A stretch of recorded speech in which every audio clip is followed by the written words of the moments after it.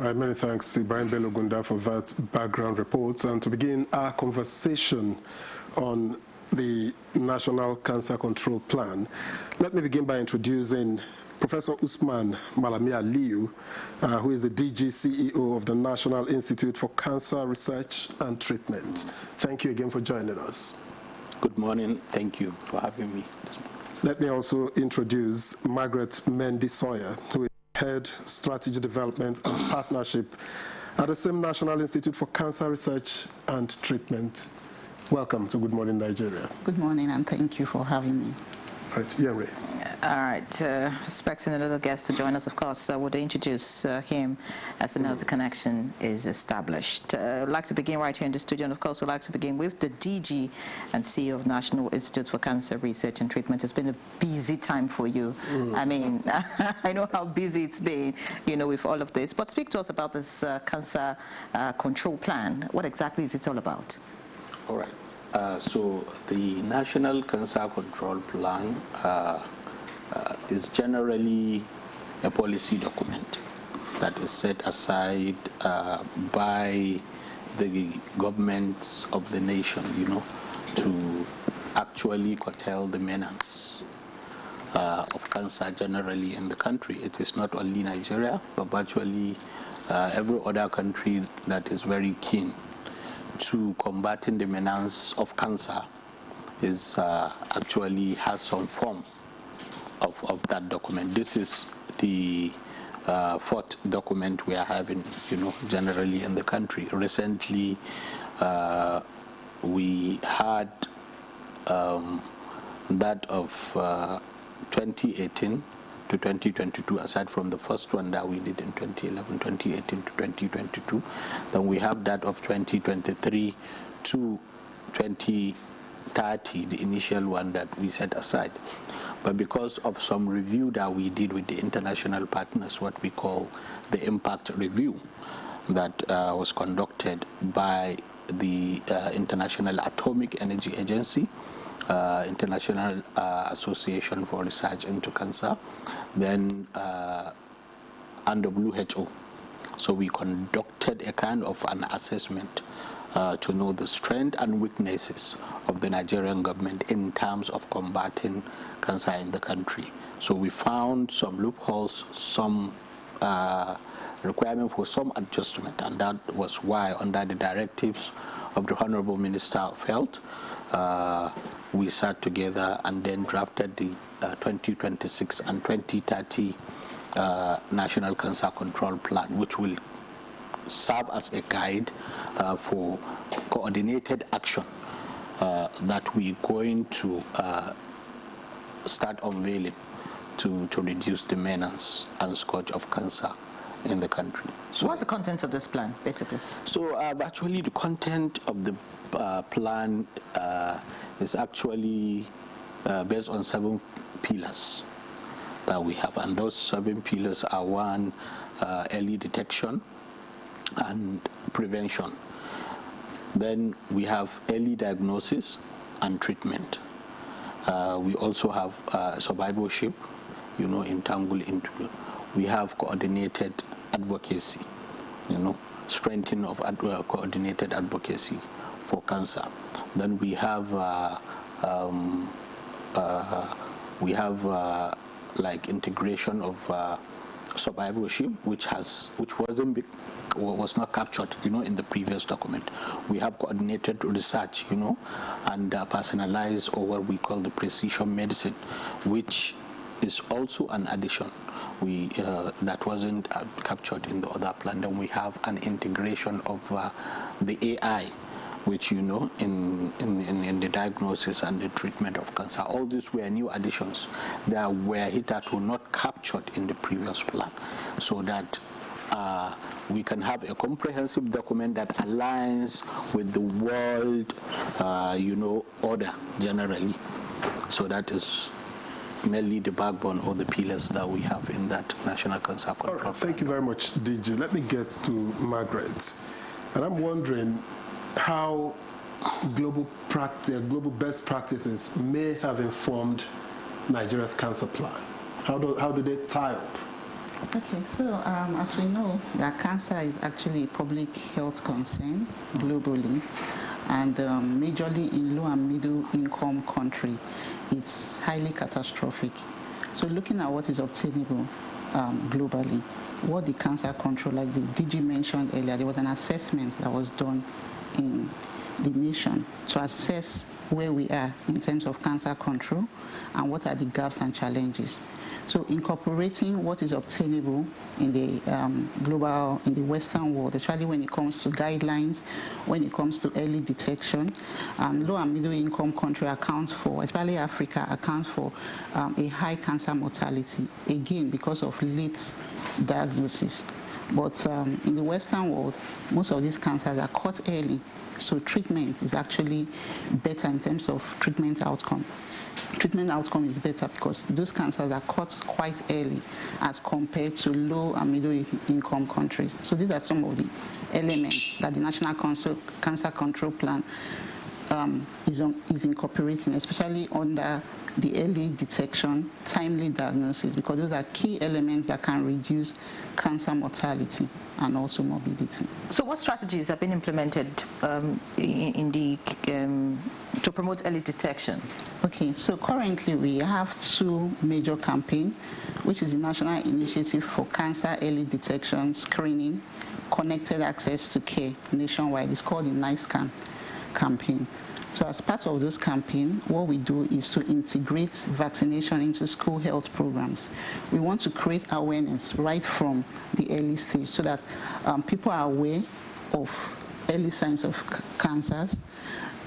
Children are vaccinated. NICRATs, under the Renewed Hope Health Agenda, have vaccinated 900 schoolgirls between 9 to 14 years for the human papilloma virus, which prevents cervical cancer. There's also the hepatitis V vaccination, which is currently ongoing. As also part of the early detection drive, we have the Shade the Sun campaign, which is targeted for people living with albinism. It's actually to promote awareness on skin cancer. So screening and identifiable symptoms that can predispose individuals to skin cancer. I know you'll be wondering why people with albinism.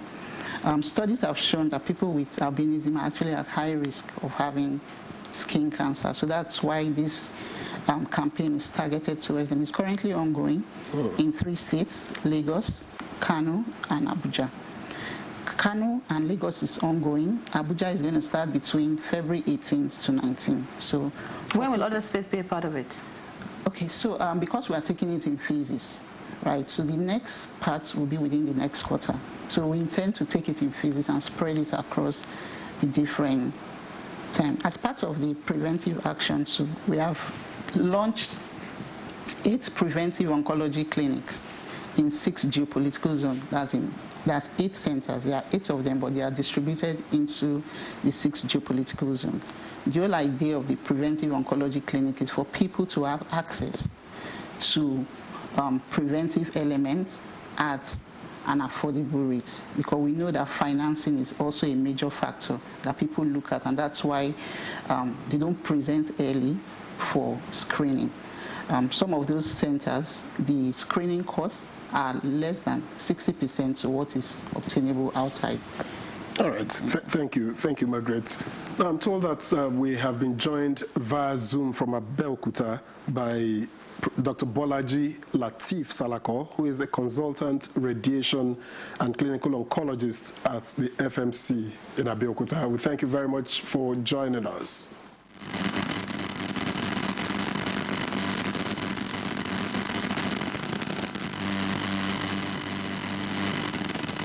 I can't hear you. Dr. Salako, if you can hear me, please unmute so that we can hear you.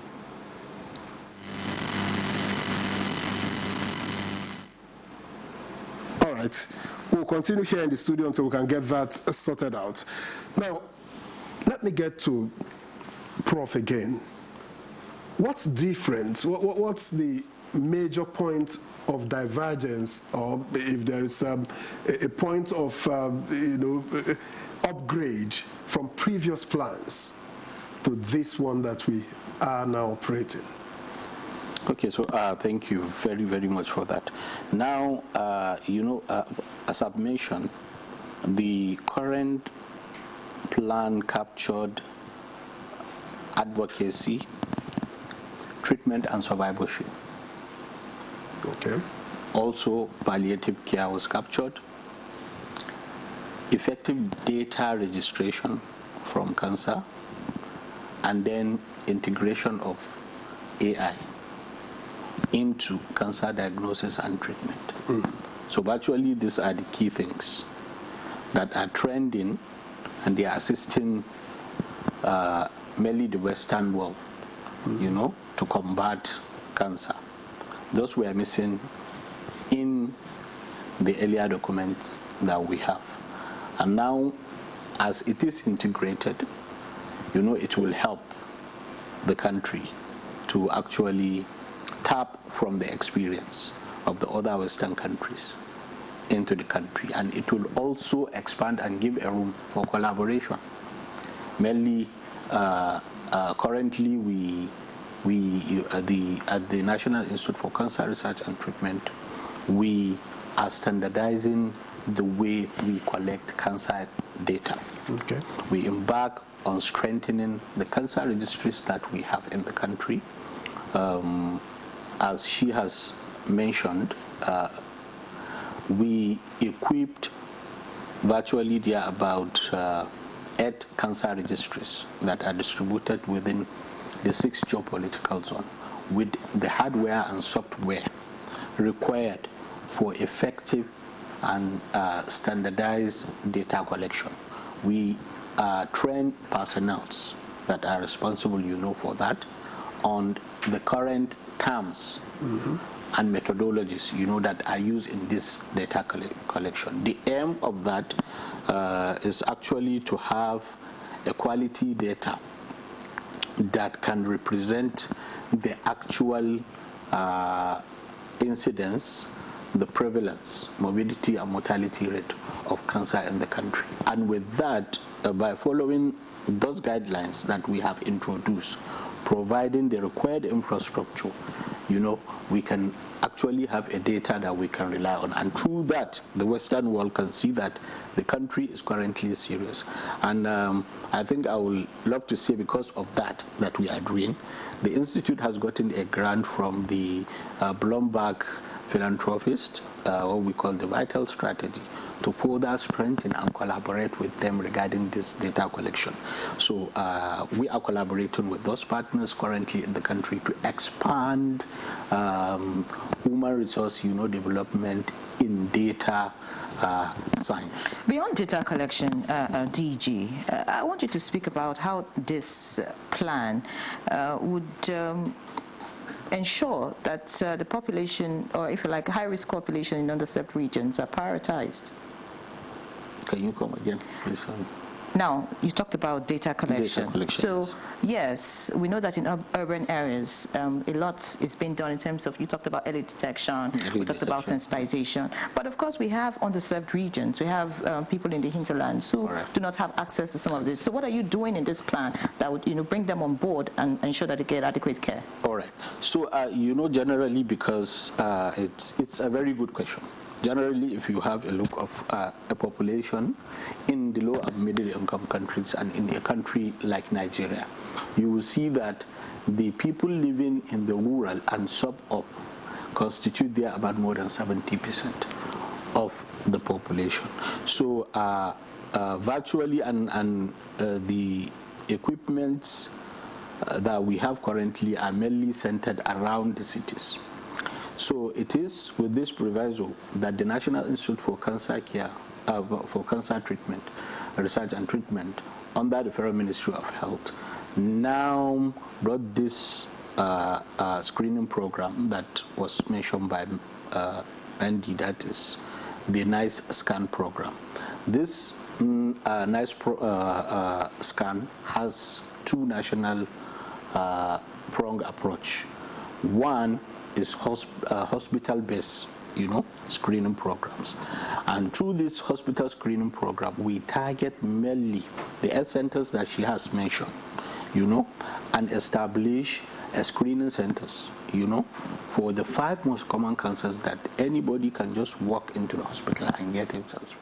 This has never happened, before the coming of this government. It is an initiative of His Excellency Ahmed Bola Tinubu, through the Renewed Hope agenda. So now for those that are living within the rural areas, so what we are currently doing is reaching out to this rural community through okay, let me set an example, the one we've just finished conducting within Abuja, what we call the APT project.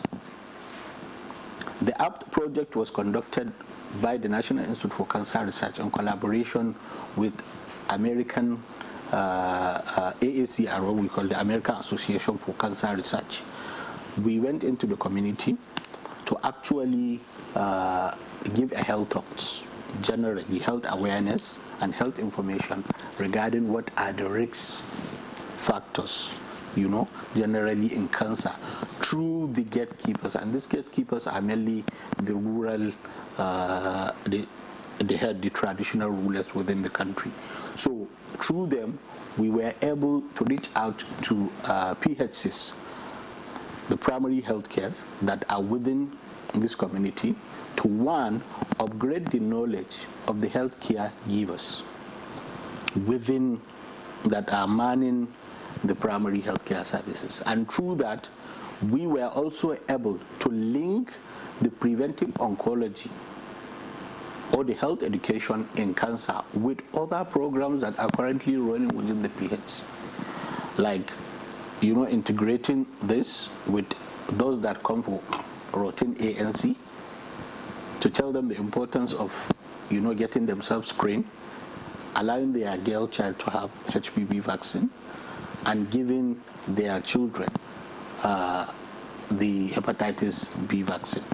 That we just completed with this region, and currently we are expanding it so gradually. So you can see what we are doing. And then to improve on that, we are currently working with other partners, because currently we have launched what we call a mobile screening van, mobile screening clinic. One has been in collaboration with some NGOs internationally. We have one that was actually currently donated to University to Ibadan under the program that is run by the University College Hospital. It's a comprehensive van that has virtually all the complement to conduct a testing, DNA testing, and some screening services for the 5 most common cancers in the country. We were in Abuja just 2 weeks back, and we drove the band there into the community. We've screened more than 5,000, women, children, and thereabout that presented themselves for some cancers. Some that were found to have early cases of cancer were treated outrightly, and that is the beauty of, detecting them early, free of charge. All right. Yeah. Thank you, Prof. Let me get back to Margaret. Is there a role for international partners in terms of delivery in all of this? And while at it, are we borrowing any leaf at all from them? Okay, thank you. Yes, the international partners play a huge role in supporting the cancer treatment. Like I said, in improving the continuum of cancer care, is actually a collaborative effort, not just for the Nigerian government. Like we mentioned earlier, that we currently work with the International Atomic Energy, WHO, and IAC to do an impact assessment. The whole idea of having that impact assessment is also to look at the equipment in Nigeria. They also are par with other countries in terms of guidelines. Are we there? Yes. So all these collaborative efforts are important when it comes to cancer control. Now we go to research. Cancer research is something that we also need to put, because we need data. without data, we can't make some informed decisions that will be beneficial to the patient. So integrating some of these elements with partners are very key. And when it comes to financing of cancer care, we know that cancer care is considered catastrophic, even to the high-income earners. You know, so we also need partnerships around there to ensure that the cancer treatment is also subsidized for the country. All right, many thanks, Madam Sawyer. I would like our viewers to know they can be part of this conversation by sending us SMS or WhatsApp message. The number is on the screen. We'll look forward to reading your messages, and of course our guest would respond to them. I'll get back to the DG now. Of course, while we try to re-establish connection with Dr. Bolaji Lateef Salako, who would be joining us for the conversation from Abeokuta. Prof, you know, you talked about data, you talked about what you're doing in terms of screening. What are you doing in terms of research? All right. So, you know, I think it's a very important question. Research is one of our pillar, a basic component of why the National Institute for Cancer Research and Treatment was actually established. Now, we are currently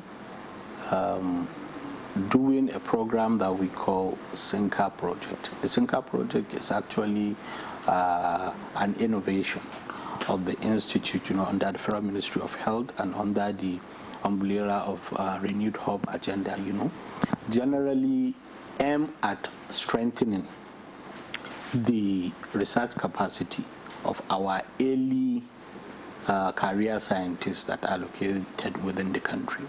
So what we do, you know, in that project was to actually locate those younger researchers that are located within the 6 geopolitical zones. So we selected, there are about 6 centers, you know, within the university and teaching hospitals. So we selected those young career scientists, we trained them, you know, on how to conduct a basic research techniques, you know, in the area of genomics, or what we call generally in the area of omics. When I say omics, you know, the scientist actually knows what entails the component of how to conduct the basic research and also clinical trial. Then I think it took like almost there about 4 weeks to 6 weeks stretch treatment, you know, and that involved taking those young researchers into accredited center research lab that we have located, you know, within the country. One is Camret, I know, in Sokoto, that is the Center for Advanced Medical Research in Sokoto. That we use one in Kano, one in Ibadan, and even the Covenant University, you know, in Abeokuta.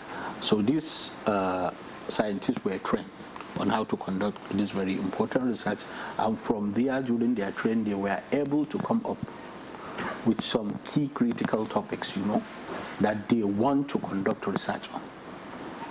And the institute gave a grant to virtually each of these, those that were selected, the best researchers, more than 10 researchers, and they are currently ongoing based on the research that we have given.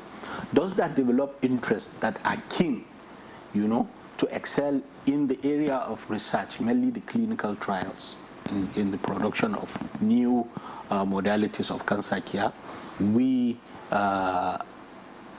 gave them a scholarship to go for like a master's degree program that will help them to excel. So that is currently ongoing in Nigeria. Away from training, DG, I mean, NICAT was established in 2017, you know, thereabouts. 2023. 2023? 2023? Okay, well, correct me. Okay, 2023. I mean, this 2026. Any groundbreaking research at the moment, maybe on the way, or, you know, close to a conclusion that you think that Nigerians should begin to expect from the Institute? All right. So there are some researches that we are currently doing a partnership research that we are collaborating with other agencies, you know, because of just what you have had. The Institute is just like 2-3 years, you know, they are about of age. So we are actually embarking on those, you know, centers that already have an established lab that we can work and collaborate with. So to mention, we have a Syndicate Bio, which is a private-owned company that is well known in the area of genomics, and we are currently embarking on a research, what we call the National Cancer Genome Research, and that is the first of its kind in the country. What we are trying to do currently is to identify the genes that are responsible for the 5 common cancers in Nigeria. That has never been done. The importance of that is when you do that, you'll be able to see the changes within the cells, the cancerous cells of virtually these patients that are having these common cancers, and know what are the key changes that occur that made them to have the disease. What are the drivers of cancers within, these individuals that we have. Now, if we know that, we could be able to design a treatment that is purely tailored to those anomalies that are detected within the patient. Most of the drugs that we are having currently in the country were based on the researches that were done purely on white Caucasians, outside the country. We've been mentioning that only there about 2% or less of the black or African subpopulation are represented or used in the clinical trials of the drugs. Meanwhile, these drugs, after they, tried them in their cohort, in their subpopulation, whatever responses they found to be effective, they will just record it and then globally generalize it and then push it down on us. Whereas most of the drugs that have, of course, the drugs will work in some part of the population, but it can at the same time give a lot of side effect reaction and even lead to death in some of the African subpopulation because they were not part of the yes. So that is what we are doing. By the time we finish, we'll be able to find the signatures, within these genomes that actually drive our own cancers and design a tailored treatment. So it's that is just one aspect of it.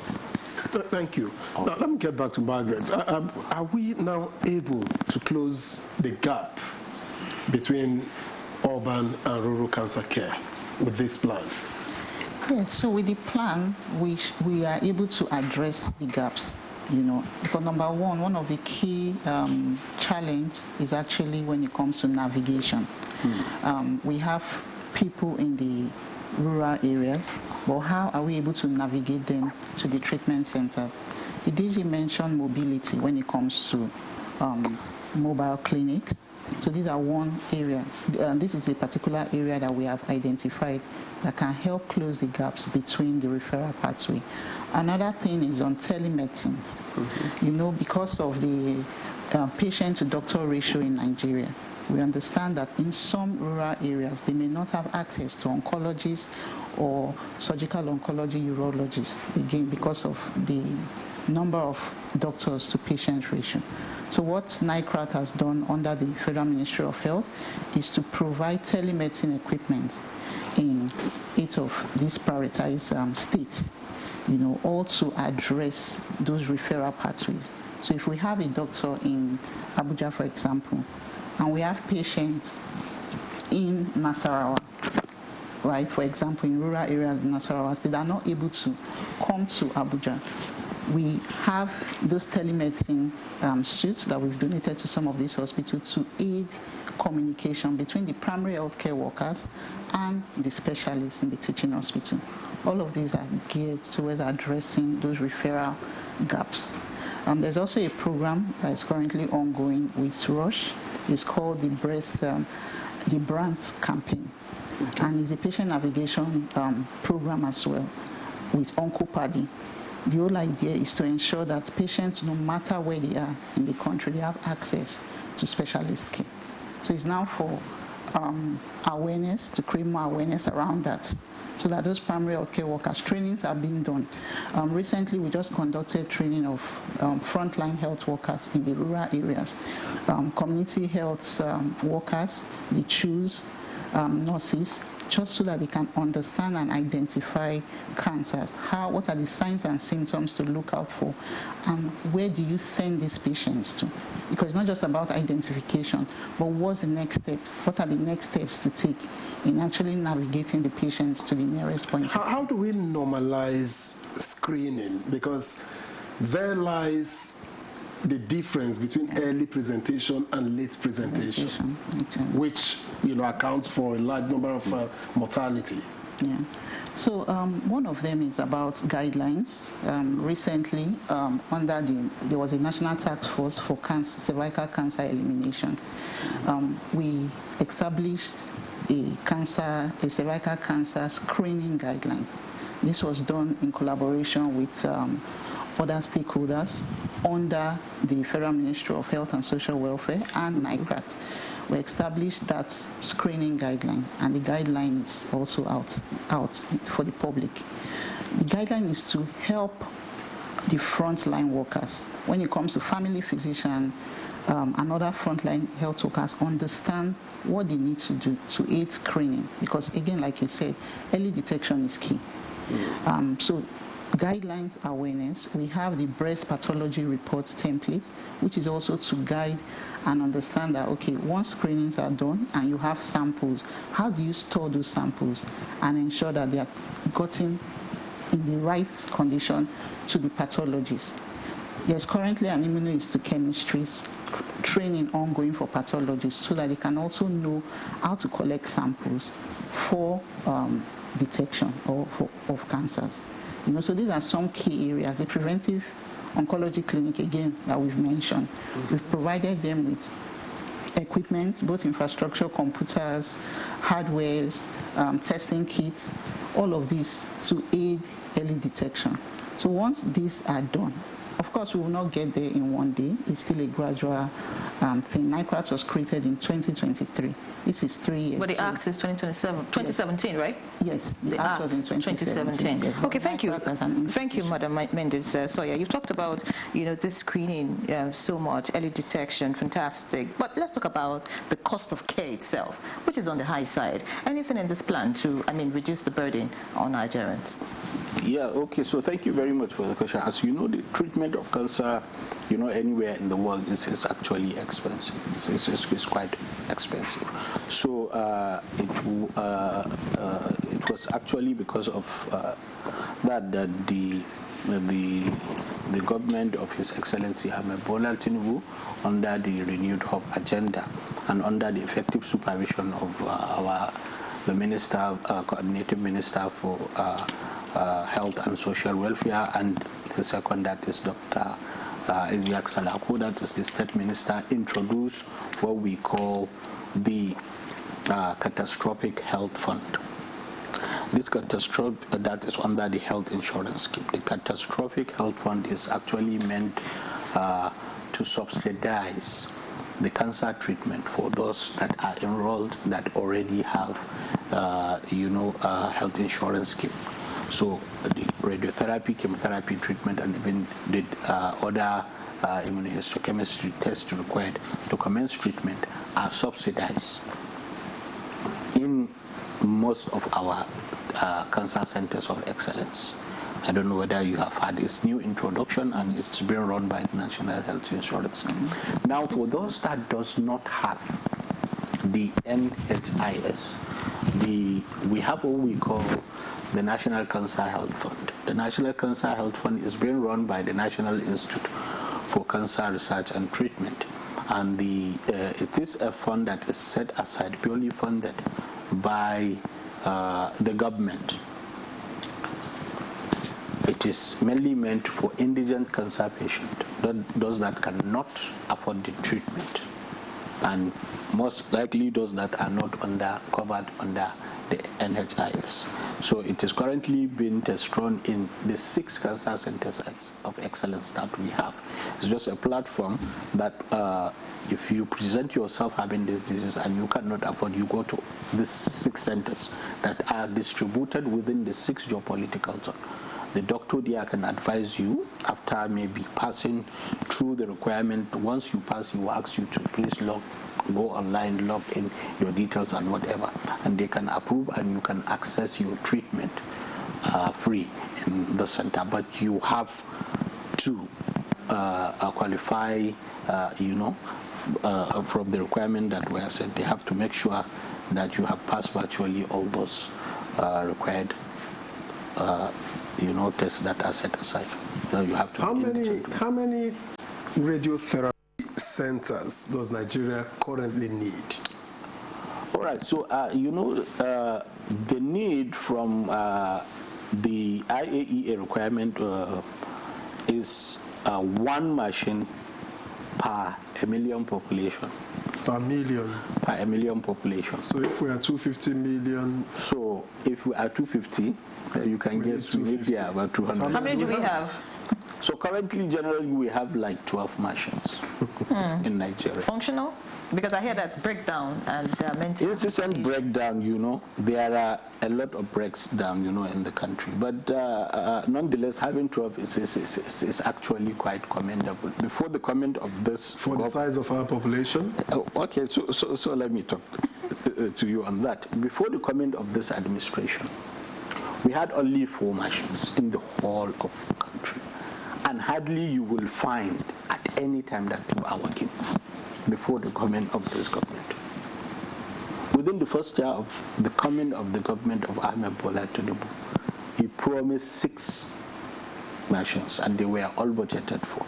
Currently, just about 3 or 4 months ago, the Honorable Coordinating Minister for Health, the Honorable Coordinating Minister of the Economy and Finance, and that of Budget, with also the Minister of Information, launched 3 out of them.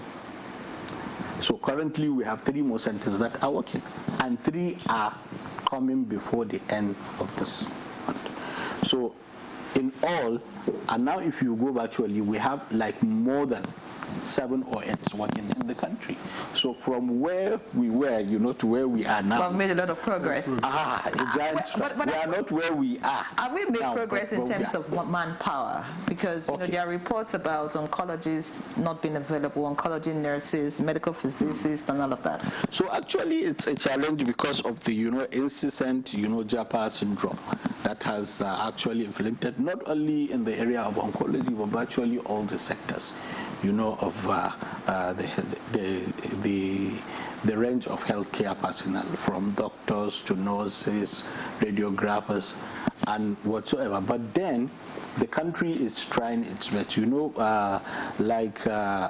Of recent, just a few months back, the National Postgraduate Medical College has approved and established a faculty for radiation and clinical oncologists, and that is, a boost. For the first time, we have a faculty purely for cancer training. And there is this surgical oncology training that has been also introduced by the West African College.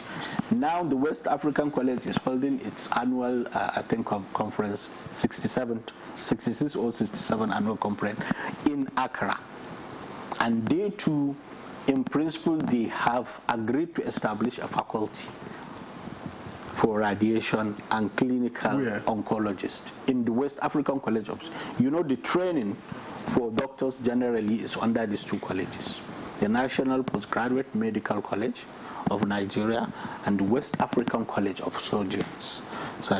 So all these 2 now, for the first time, in the history, has opened a faculty for clinical oncology and some form of surgical oncology, as well as, gynecological oncology. So this is a boost, to the country. So we hope, in the coming years, the shortfall that we are witnessing will actually, be covered. You just talked about this administration doing so much in terms of, the centers that are now viable and functional. What is being done to ensure that there's sustainable financing for cancer care? I mean, beyond this administration. So it doesn't look like there's a change of government and then things go back to worse. All right. So based on the years of experience, we've gathered, we realize that establishing centers alone will not suffice, for the country because of the incessant, breakdown of the equipment and so on and so forth. So it was because of that the government is currently collaborating with other agencies like it's working or indulging in PPP programs, to improve sustainability of virtually all the centers. Like if you take, for example, the NSIA Loop, it is a government-owned center that the government is now collaborating with NSIA, the National Sovereign Investment Authority. And I think since the establishment of the center, we've never heard of a major breakdown of machine that lasts for more than a week or so. And that is, keeping the machine continuously working and improving access generally in that part. Now, currently, we also have other organization coming in. I know of Onco Clinics that manages Enugu, was the Abakaliki, yes, and Sokoto. This centers is actually they are running a PPP model, and this PPP model is up till now maintaining effectively the services of that machine. So if you compare to where we were before to where we are now, this PPP model has been maintaining these centers generally in the country. All right, Prof, thank you. Now, Margaret, does this new plan present a more prominent role, for insurance? Because the problem of affordability is still going to be there. We are not going to treat cancer patients free given the population size. So is insurance now able to play a bigger role in all of this? Yes, so one of the pillars is also on advocacy and financing for cancer care. So the NHI is also an integral part of this National Cancer Control Plan. The DG mentioned the National Cancer Insurance Fund, which the Honorable Minister of Health has worked on. So all of this is to help and support treatment of patients. Currently, some medications are covered under the health insurance scheme. Right, some of them are under partial coverage, which means that the patient pays 50% of it, and some of them are under 90%. Patient pays 10%, and NHI covers 90% of it. But again, for it to be sustainable, you need to ensure that a dedicated fund for cancer care is available, which is why the minister is launching that National Cancer Insurance Fund to support cancer treatment. Because NHI is not just about cancer care; it covers general health. Yes, general health. So it means that because the treatment of one patient for cancer can take up a huge chunk of NHI's budget when it comes to treatment. So that's why this fund was set out for cancer care to support cancer treatment and affordability. Is it sustainable? Because it's not a question of setting it up. Yes. It's probably not being funded, or it's funded briefly. And is it a sustainable funding plan? Okay. So for it to also be a sustainable funding plan, right, there have been discussion as to how funds can be generated. I know there's a technical working group which, yes, it's working on, there's a technical working group that's actually working on some projects to combat that, like tobacco, smoking of tobacco program, alcohol. Can we increase taxes around that just to support cancer, since they are causes of cancer? Exactly, since they are causes of cancer. So some of those fundings from those taxes can also be pushed directly into the insurance fund and to help sustainability. I think that's a brilliant one, really. Tax those who would likely get cancer, so they eventually, pay for it. But when you talked about subsidizing cost, does that include chemotherapy, radiotherapy, and all of that? And then speak about the challenges you have faced so far. I mean, since the coming of your agency, what's been the main resistance to all the programs and initiatives you've put in place to ensure that we scale up in terms of cancer care? Well, so generally, challenges can come in actually so many ways. One, I think our major challenge, sometimes is what we call resistance to change, Some people are so much used to what maybe the knowledge of the best or the knowledge of the past they are so much used to doing what they are doing. So now you are introducing new things. Now it's very difficult to actually integrate and find a way to collaborate, with other agencies, to actually assist in supporting the newer agencies that are coming up, together. Currently, she has mentioned about this issue of the syntax. It's something that we have been pushing, hard to not only tax the tobacco company or the alcohol beverages country. We also want to tax, all this, the sugar company and the other beverages that have sugary, high content of sugar in their black beverages, Fanta, and so many other things. But because of how do I put it, political will, is always a problem. So they have their own ways. You will want something good for the country, but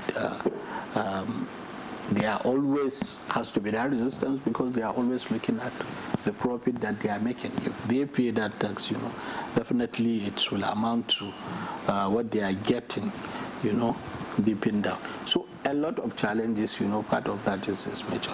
And another thing is if you are, what we realize, like if we are campaigning for reducing, improving the health-seeking behavior of virtually the populace, Nigerians in the country, people that are so much used to, like smoking cigarettes, taking alcohol, or working without all this required PPE, most especially those that are working in the Fadama, they will tell you that this is what we inherited from our grandparents. We are so much used to this, and then there is no way that we can. So these are part of the challenges, accepting what you are bringing. And another very good example is myths, regarding taking up HPV vaccine. Okay. Oh, thank you. I thought you had learned, but it's okay. We'll take some messages before we go just on a minute, break. Just a minute. That HPV vaccine for meat, are you discussing with the livestock ministry? Yes. We actually discussed with the ministry, even with the Ministry of Information regarding you coming in to actually assist. A lot of actual people have this myth regarding taking vaccination. That if we take it, it will make if we allow our children to make it, it will make them infertile, and so on and so forth. I said, okay, look, when they introduce like this COVID-19 vaccine, a lot of people are saying, don't take, if you take it, you will not see your birthday, your next birthday, because of course with that, we took it, and here we are still working. And there are so a good, example of taking vaccines that we have, like the monkeypox that was very much prevalent, in the past. It's virtually, it has been wiped out. It's not, hardly you see anybody with that, all those form of diseases. So it's quite a challenge. And you can see that even the clergies, the pet house people, the traditional rulers sometimes are, supporting those myths. So our call is virtually whatever the country is bringing. The country is actually, the government of the country has the interest of people at the back of our mind. If the people doesn't get well and leave, who are the leaders going to govern? So virtually, we have series of tests that even if these drugs are, the NAFDAC has all the required, gadget instrument in their lab that they allow all these vaccines to pass through and to make sure that they are safe for our people before being introduced into the community. All right, thank you very much, Prof. I guess we now have to take that break. And so that when we return, we'll perhaps begin with the messages that have come in. Please stay with us. All right, thank you for staying with us. This is Good Morning Nigeria on the network service of the NTA, and of course we are getting into our finishing track, and we have messages that have come in as we discuss Nigeria's National Cancer Control Plan. And first from Muhammad Musa Afamai. It says, given the National Cancer Control Plan's goal to reduce late-stage diagnosis, what culturally relevant strategies can Nigeria implement at the community level to dispel myths and increase the uptake of cervical and breast cancer screening services among rural women? Okay, our guests will take note and respond. Good morning, ladies and gentlemen in the studio. Good morning, Nigerians. To what extent is the National Cancer Control Unit taking awareness campaign to rural areas to educate women and young ladies on the danger and effects of cancer and the risk factors, for reduction? So you said, I hope I get that message. That's from Chris Simeon, but both of them are talking about taking awareness to the community level. And then from Ozebe Jegbefu from Edo State. Good morning, dear discussant. My suggestion is that when you conclude on the cancer control plan, the template should be made compulsory for private and public hospitals to use for easy access to treatment. And for me, finally, from Engineer Wale Additional, cancer is costly to treat. We know that. So the best policy is compulsory tests for common cancer traits. In my case, I didn't know except by chance. I had goat-like poo with blood. I did self-medication until a doctor friend suggested a test which confirmed cancer stage 2. I went through surgery, rehabilitation, 8 months of chemo 3 times weekly, costing over 25 million naira 3 years ago. That's from Engineer Wale Additional. Perhaps before she takes her messages, Prof would like to respond to some of the messages. All right. So I think we have to let me start by thanking them for the questions.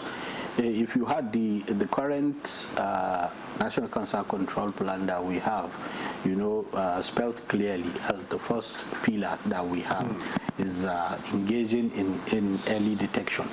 And through that, if we can see the plans that we are currently setting out, currently the programs and the projects that we are carrying out at the National Institute for Cancer Research and Treatment, that is NICRAT, under the Federal Ministry of Health, is to, one, improve the awareness of those common risk factors that predisposes one to cancer. And this, we've been going out currently through this series of projects we've been carrying out that, I think currently one is ongoing in Kano, and then one in Abuja, the FMC, and then the subsequent one will be in Abuja, just like what she has mentioned.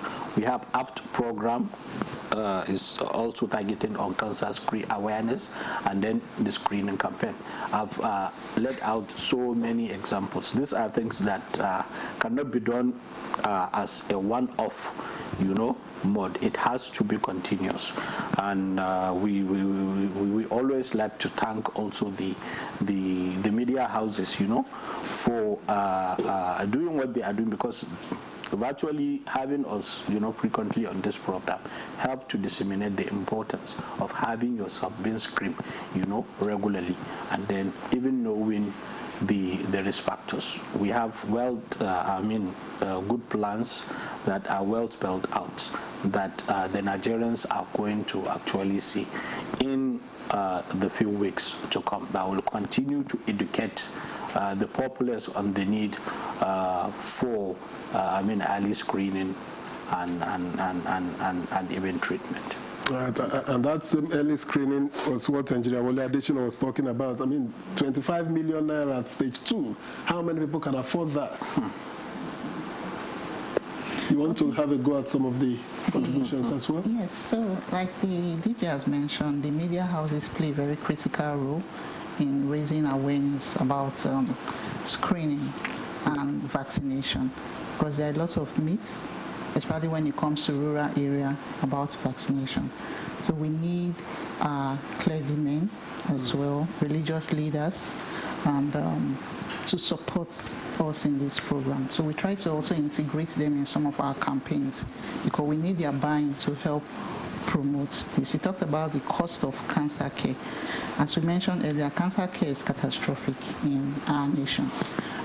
The cost of care cannot be overemphasized, but early screening is what is important, because once you are able to get these symptoms early enough, your prognosis is better, treatment outcome is better. You consider stage 2 early?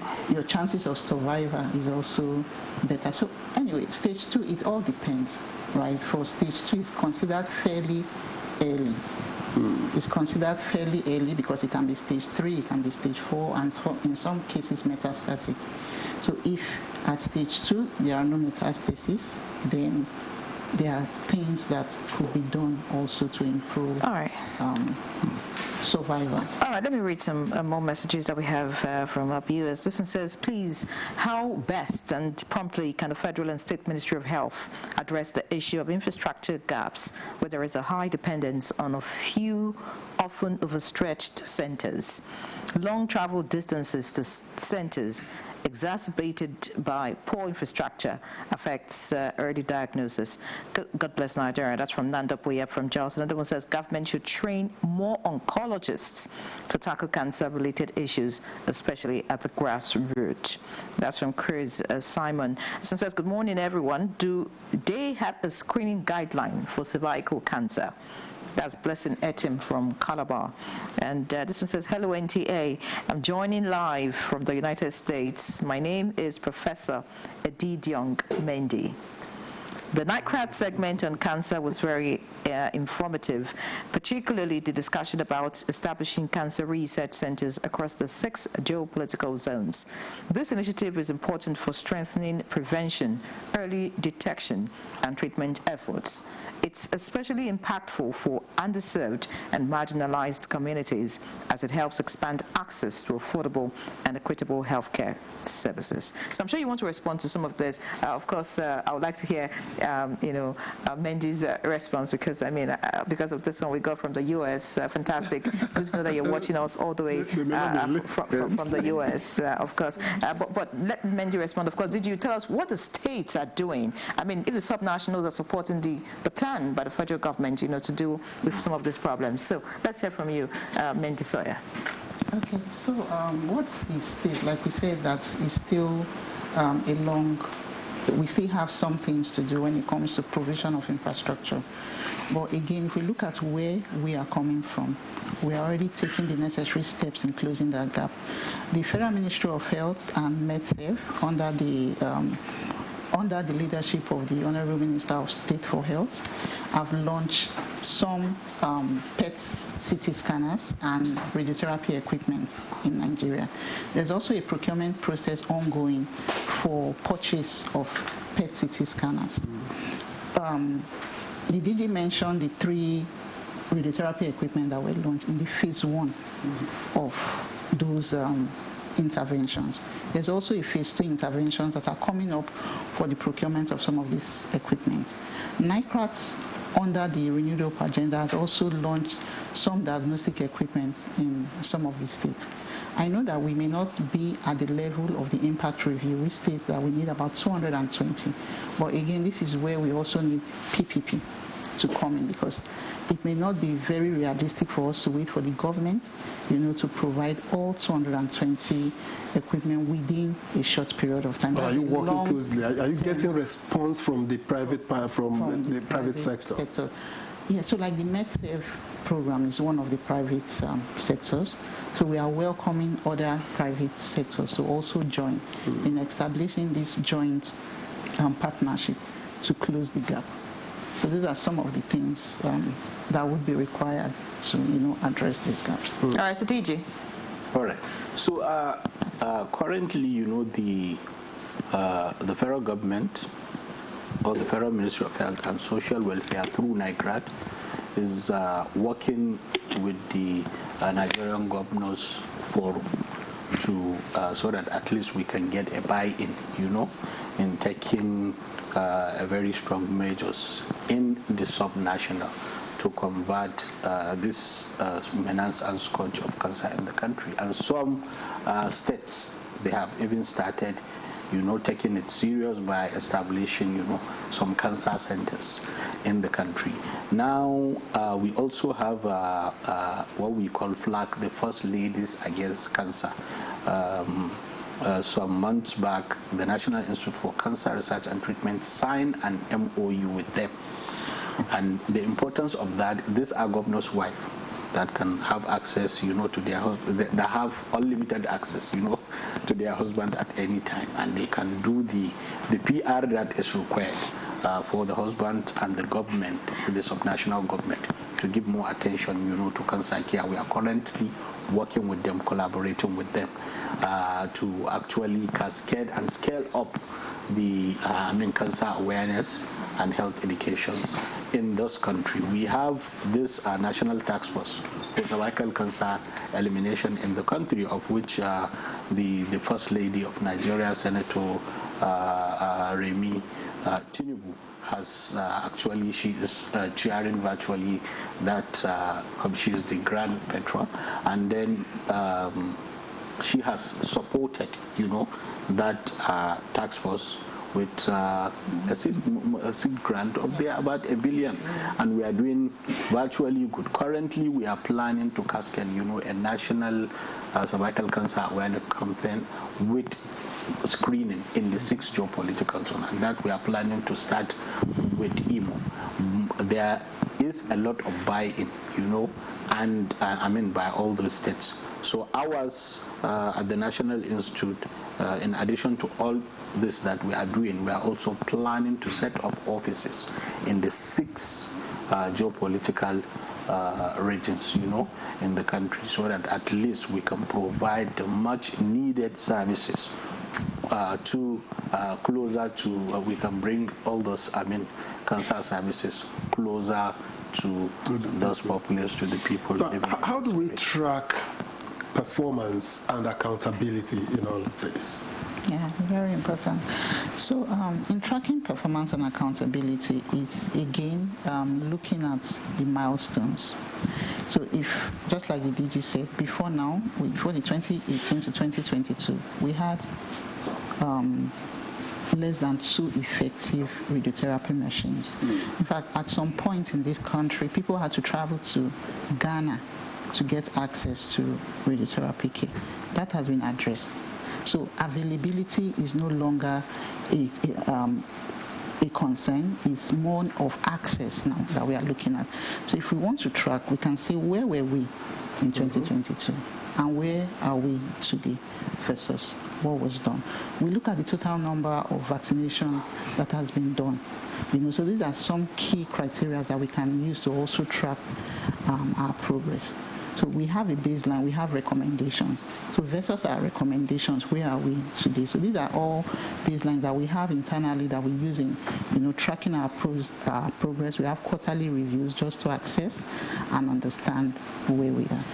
Before I lose my thought, I think someone asked about the screening guideline. Yes, it's for cervical cancer. Yes. So it's available. You can check on the NICRAT's website, or you check online the Nigerian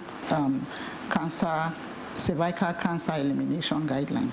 So you see it online, you can download it.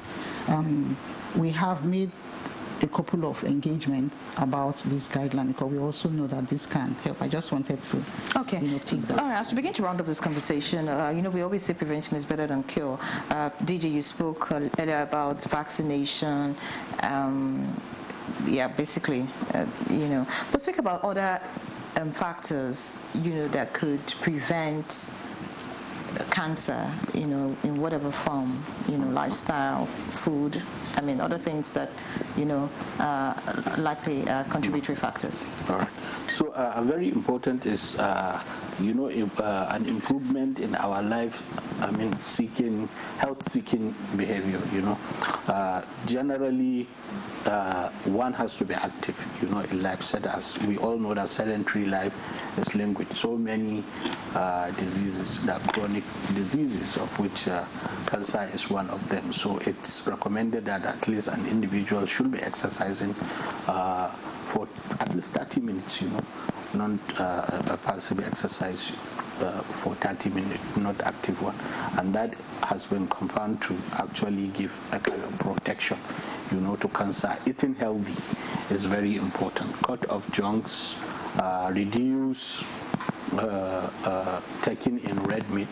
We say reduce, not stop completely. At least some oncologists are advocating there about, let's say, 500 grams of meat per week, if you can take in a lot of vegetables and, fruits. That has also been, found to reduce the scourge of cancer. Cessation of smoking, please cut it off. It has been linked to so many cancers, smoking, right from the cancer of the lip to the tongue to the throat, GIT, to even the anal cancer and then cervical cancer. Alcohol ingestion is also linked to cancer. If you can't, please stay off. If you cannot, they said 1 cup, but that 1 cup should be a small cup. That is the problem, because on the social media I saw 1 cup when one guy, when he was, because the cup could be as big like a small cup, the size of the cup, that he was handling. So, but it should have been measured in maybe liters, so that you have a sense of it. At least. So there are so many things that if you are working in virtually all these, asbestos companies, cement companies, and so many others, please wear your PPE. And if you are coming out, if you are light skinned, please always use sunscreen, to on your skin. And if the sun is that very hot, please stay indoor for a while until when, or in your office, So there are so many. You didn't add prayers. Well, very important. Very important. You have to be prayerful, You have to be prayerful. And I always like to give this a talk. I was watching Oprah show, and then she invited an oncologist, to the show. And then she asks him, how can one prevent himself from getting cancer? He said, wow, what a tough question. Well, actually, there is no a straightforward answer to that, because as far as I'm concerned, I do not know. But the only thing that I know is that can save you is any food that they give you to eat. Take it to your grandmother. If she identifies it as food, then eat it. What if you don't have a grandmother? It's just a kind of how do I? The closer it is to the farm. Yes. So if you do not have a grandmother, maybe if you have a grandfather or an elderly person that is, living with you, just ask him, is this food? If he said no, I don't know. But stay away from. But Prof, times are changing. How many people have access, to food straight from the farm? All right, a lot of people have to preserve. A lot of things go on with what we eat, right? So, but speak about how we can still eat these things, right? Even if they're processed, and still be healthy. Does detoxification work? All right. So, what do you mean by detoxification? Oh, well, because there's so many stories flying. Different into different. Okay, but there's so many. She's asking whether you can eat all these things, down them and eat all these things and detoxify. That's no, what you don't do that. There are. It's quite challenging. What we are saying, you can eat. Just moderate. Whatever you are going to eat in moderation, but make sure that you are taking your vegetables very well, taking your fruit, exercising your body. The importance of all these fruit that you are seeing, that they increase, the bowel. Yes. Whatever you eat, if you are taking fruit, you see that you go to toilet often. And the important thing is that they reduce, the transit time, that whatever you take in will have with your body. Like in the intestine, if you take any toxins and you go to Pass toilet, it out. pass it out frequently. It helps. Helps a lot. Okay. All right, let me take this last message before we go, because it's asking, say, what is the agency doing in order to make cancer treatment drug available and affordable? Where can these drugs be gotten? That's from Mohammed Sadiq. Perhaps you close with that. Okay, so we have a program which is called the National Cancer Access Program. Before now, availability of oncology medications was a big challenge in Nigeria. So this program brought together different manufacturers under that platform. We had the likes of Roche, we had the likes of Pfizer, AstraZeneca, Johnson & Johnson, just different multinational and local pharmaceutical companies like Pacemaker on that program. The idea was to make sure that those medications for managing cancer are readily available for patients at an affordable price. So on that program, these medications are cut, the costs are cut by 50%. So the patients have to pay 50% Okay, all right. of the cost. Many thanks. We need to go because of time. Thank you so much, Margaret Mendy Sawyer, Head Strategy Development and Partnership at NICRAT. It was indeed a pleasure to have you on our program. I think the first time the DG sent in a female staff member. Good to know that you have women working in your organization. All right, and of course, DG and CEO, National Institute for Cancer Research and Treatment, Professor Usman Malami Aliyu. It was indeed an honor to have you again on our program. Thank you so much for all that you do. And thank you for having me. All right, so that's our package on Good Morning Nigeria this Friday. Thank you so much for watching. Take care of your health. I'm Henry John. And I'm Victor Azu. Have a great weekend.